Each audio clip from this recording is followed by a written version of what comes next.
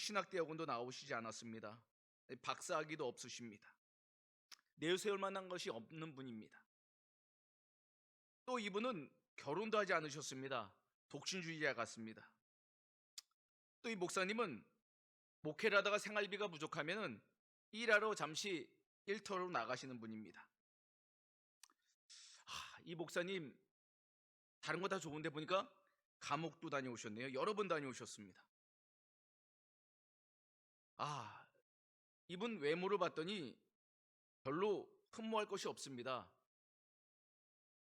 우리가 말하는 못난이 형상입니다. 또 이분은 건강도 안 좋네요.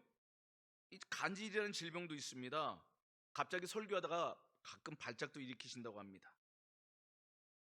말은 얼마나 어눌한지 유창하지도 않아서 전달력도 뛰어나 성도들이 설교 시간에 자꾸 존다고 하십니다. 마지막 현재 이 목사님은 작은 개척교회로 섬기고 있다고 하십니다. 성도 여러분, 이 목사님 담임 목사님으로 청빙하고 싶으십니까? 어떠십니까?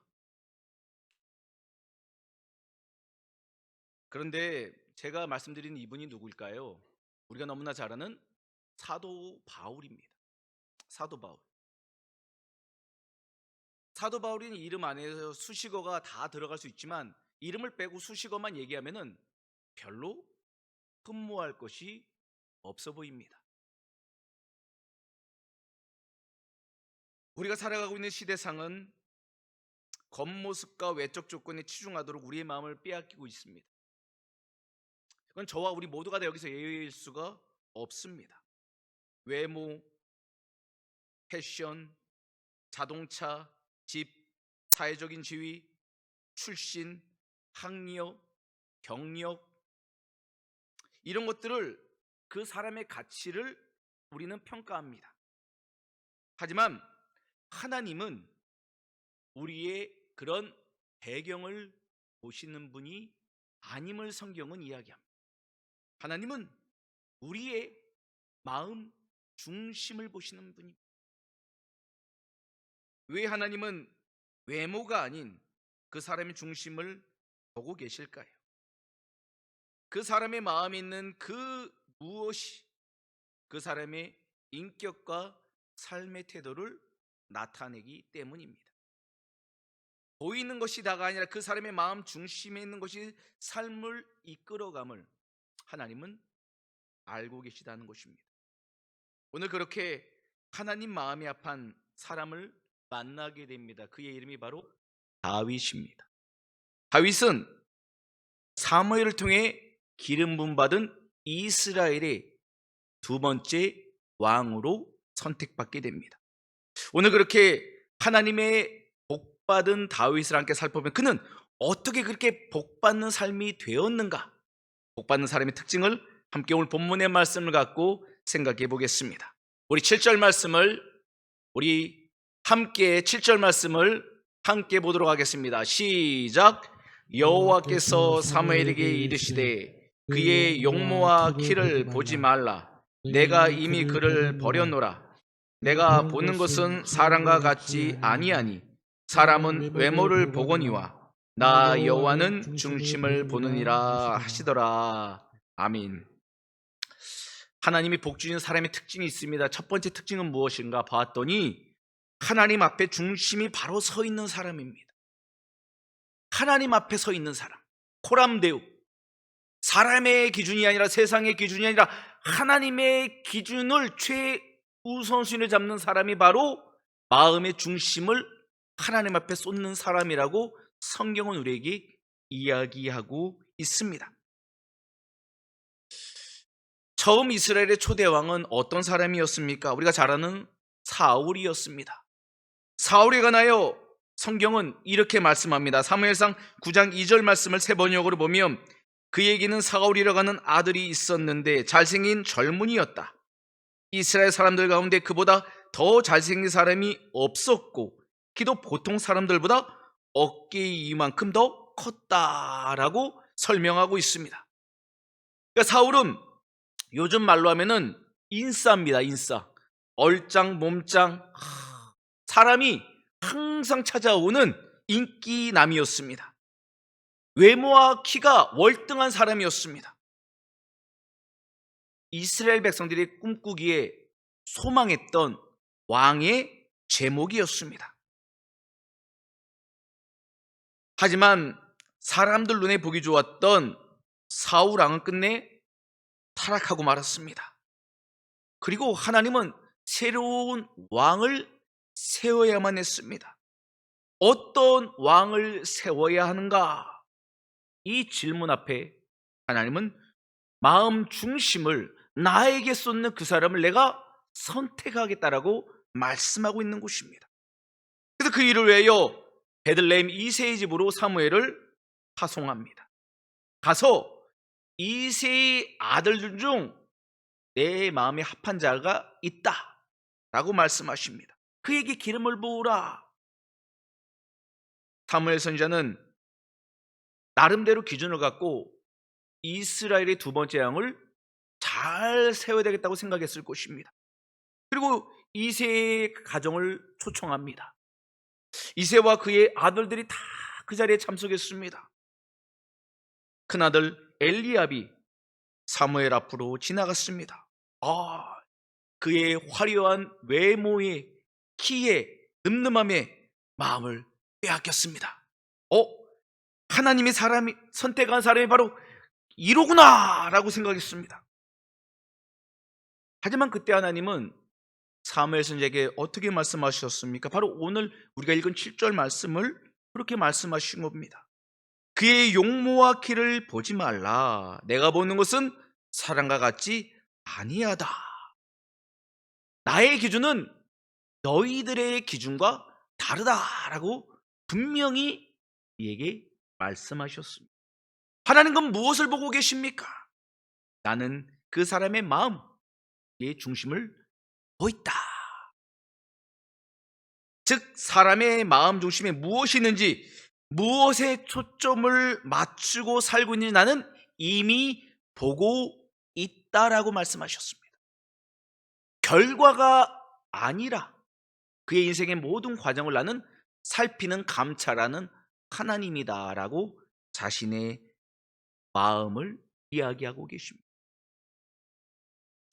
사무엘 선지자는 그렇게 이새의 일곱 아들을 다 보았습니다. 하지만 하나님의 오케이 사인이 떨어지지 않습니다. 7명 다 봤는데 왜 오케이 안 하시는 겁니까? 사무엘 선지자가 이새에게 물어봅니다. 당신의 아들 여기 다 있습니까? 여기 7 아들 있고 막내 아들 저기 지금 양치고 있습니다. 아마 이새는 이상하게 생각했을지 모릅니다. 아니 왜 신통치 않은 막내까지 왜 찾고 계신 것이지? 여기 7 아들이면 지금 차고도 넘치는데 라고 생각했을지도 모르겠습니다. 그때 사무엘은 그를 데려오라고 말합니다. 다윗은 사울처럼 외모가 뛰어난 것도 아니고 형제 중에 눈에 띄는 사람도 아니었습니다. 하지만 하나님은 그를 이미 보고 계셨기에 그를 그 자리에 부르고 계신 것입니다. 그리고 사무엘을 통해서 내 마음에 합한 자라 말씀하시고 그에게 이름을 붙게 하십니다. 부모도 신통치 않게 여기던 막내 아들 목동 다윗, 하지만 하나님은 그를 마음에 쏙 들어하셨습니다. 사도행전 13장 22절 말씀 우리 함께 보겠습니다. 시작. 내가 이새의 아들 다윗을 만나니 내 마음에 맞는 사람이라 내 뜻을 다 이루리라. 아멘. 다윗은 하나님 마음에 합한 자, 하나님의 마음에 꼭 맞는 자라고 성경에 소개되고 있습니다. 이미 하나님은 그의 삶을 보고 계셨습니다. 그가 들판에서 광야에서 아버지의 양떼를 치는 그 모습을, 그 충성됨을, 한결같음을 보고 있었습니다. 무엇보다 그는 하나님을 항상 갈망했던 자입니다. 하나님의 마음 중심을 다해서 하나님을 사랑했던 자입니다. 하나님은 그렇게 마음을 다해 하나님을 사랑할 수 있는 그 백성, 하나님의 뜻을 이루기 위하여 꿈꾸는 그 백성을 하나님은 복 주시기를 원하시는 분입니다. 하나님은 다윗의 중심, 그의 내면을 보았습니다. 내적인 겸손, 하나님 앞에서의 진실함, 믿음과 인격의 일치, 신앙의 가치관 등 사람의 눈으로 볼 수 없는 그 놀라운 영역을 하나님은 보고 계셨던 것입니다. 다윗이 얼마나 하나님을 사랑했을까요?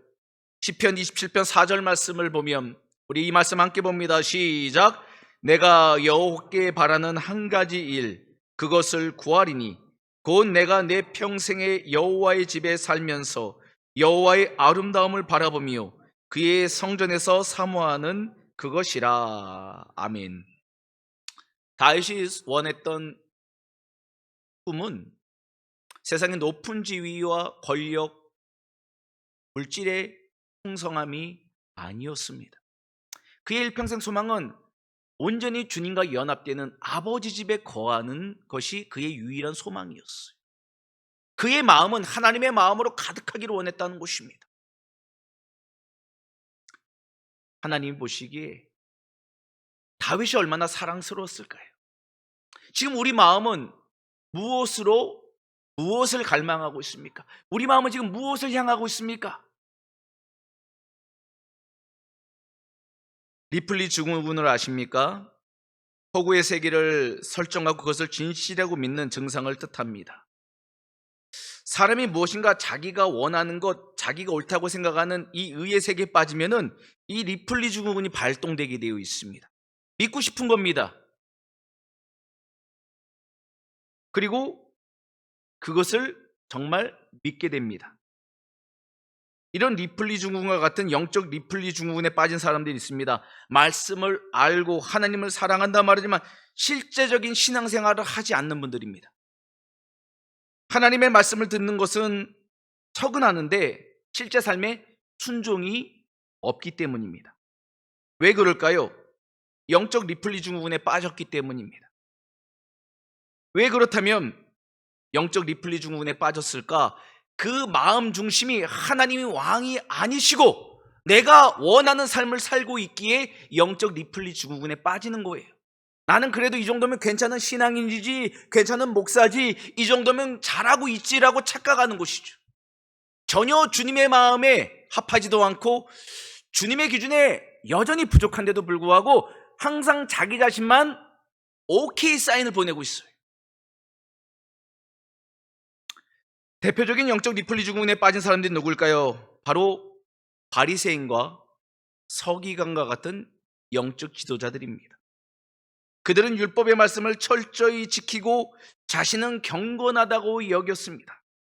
하지만 그들이 실제적으로 하나님 앞에 경건하지 않은 것을 알 수 있는 장면이 바로 만왕의 왕 되신 예수님이 이 땅에 오셨을 때 그분을 메시아로 영접하지 않았다는 것이에요. 다른 말로 하면은 그들의 마음 중심에 예수님을 왕으로 모시지 않았다는 거예요. 겉은 종교인인데 속은 여전히 변화되지 않은 사람이었어요. 그래서 참된 메시아 되신 예수님을 영접하지 않은 것이죠. 그런데도 자신들은 신앙생활을 잘하고 있다라고 착각한 것이죠. 사가후랑과 바리새인과 서기관과 이 모든 특징들이 바로 종교인에 머문 사람들의 특징인 것입니다. 마음 중심을 다해 하나님을 바라보고 있지 않은 것이죠. 우리는 정말 하나님을 바라보고 있습니까? 우리 마음의 중심에 우리 주님이 왕으로 우리를 다스리고 있습니까? 어떤 사람이 차를 몰고 있었습니다. 한참 달리다 보니 단속 카메라가 눈에 들어왔습니다. 속도를 줄였습니다. 이상합니다. 카메라가 깜빡이는 것을 보게 되었습니다. 이게 뭐지? 분명히 내가 규정 속도를 지켰는데. 이번은 호기심이 나니 다시 돌아갔습니다. 이번엔 더 천천히 가보았습니다. 근데 이번에도 여전히 찰칵하는 그 소리를 듣게 되었습니다. 이분은 도전적 정신이 생겼던 것 같습니다. 다시 돌아가서 세 번째 단속 카메라를 더 천천히 지나갔습니다. 그런데 세 번째도 여전히 찰칵하고 지켰습니다. 그리고 며칠 지나지 않아서 집으로 고지서가 3장이 날라왔습니다. 근데 그 고지서에는 이렇게 적혀 있었습니다. 안전벨트 미착용. 속도가 문제가 아니라 안전벨트를 차지 않은 것이 그 문제임을 그는 그때서야 알게 되었습니다. 이 예언은 우리에게 지금 무엇을 말해주고 있습니까? 우리는 저마다의 자신의 기준으로 살아가고 있습니다. 하나님의 기준이 아니라 자신의 기준으로 옳다라고 믿고 있다는 것입니다. 하나님은 그렇게 살지 않기를 원하신다는 것이죠. 우리 마음 가운데 하나님의 마음이 가득하기를 주님은 지금도 원하십니다. 우리 삶의 기준이 우리가 아니라 주님의 말씀이 되기를 기대하고 계십니다. 하나님은 그런 다윗같이 하나님의 마음 중심으로 사는 백성에게 복 주시기를 원하시기 때문입니다. 사랑하는 여러분, 하나님은 다윗을 쓰시고 사도 바울을 쓰셨습니다. 그것은 그들의 화려한 스펙 때문이 아닙니다. 배경 때문이 아닙니다. 능력 때문이 아닙니다. 한결같은 하나님을 향한 온전한 마음 중심 때문입니다. 다윗은 왕의 기준으로 해서 볼 때 선택받을 수 없는 인생이었을지 모르지만 하나님의 기준에서 볼 때는 왕이 되기에 충분한 제목이었습니다. 우리들도 세상 가운데 살면서 때론 낙심하고 주눅들 때가 있겠지만 그 상황 속에서도 흔들리지 말고 온 마음을 다해 하나님을 사랑하기를 바랍니다. 하나님은 우리 마음이 그런 상황 속에 하나님을 바라볼 수 있는 백성을 찾으시고 그 백성의 상황과 상관없이 복 주시는 분임을 믿으시길 바랍니다. 다윗이 하나님 마음에 합하기에 복 받았듯이 우리들도 올 한 해 하나님 마음에 합하여서 복 받는 삶이 되기를 주님의 이름으로 축복합니다. 두 번째 말씀은 11절 말씀인데 11절 말씀 읽지 않고 이 말씀을 통해서 알게 되는 하나님 복 주신 사람 두 번째 특징은 무엇인가? 바로 충성됨입니다. 충성됨. 무엇보다 다윗은 충성된 사람이었습니다. 성실한 사람이었습니다. 자기에게 맡겨진 일에 최선을 다한 사람이었습니다. 사무엘 선지자가 아버지와 자기 집 형제들을 다 초청합니다. 다윗이라고 몰랐겠습니까? 이 위대한 영적 스승인 사무엘 선지자를 보고 싶지 않았겠습니까? 하지만 그는 그 시간에 거기에 가지 않았습니다. 왜 안 갔습니까? 더 중요한 일이 있었기 때문이에요. 그것은 바로 아버지의 양떼를 지키는 일이었습니다. 급한 거는 사무엘 선지자를 만나는 거겠지만 중요한 것은 양떼를 지키는 일이에요. 사람들은 대부분 급한 일에 연연해 살아갑니다. 중요한 게 있어요. 기도하고 말씀 보는 거 중요해요. 하지만 알지만 급한 일에 쫓겨가요. 오늘도 회사 일에, 오늘도 내 취미 생활에, 오늘도 내 건강 때문에 병원 가야 되고 하다 보면 중요한 말씀 보고 기도는 어디가 있는지 보이지도 않아요. 하지만 다윗은 급한 일보다 중요한 일을 선택했던 충성된 사람입니다.